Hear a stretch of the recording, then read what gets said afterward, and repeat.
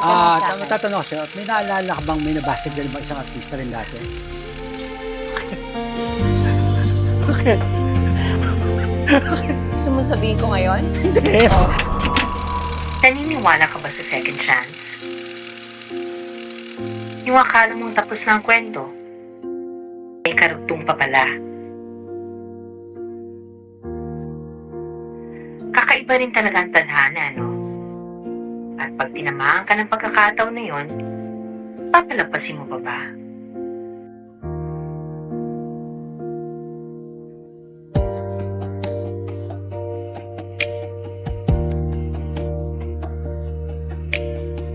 Nakakatakot naman talaga muling magmahal. Hindi mo alam kung pansamantala lang o panghabang buhay na.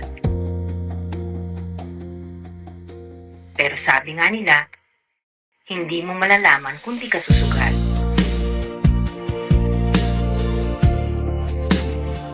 Kaya kapag asa harap mo na ang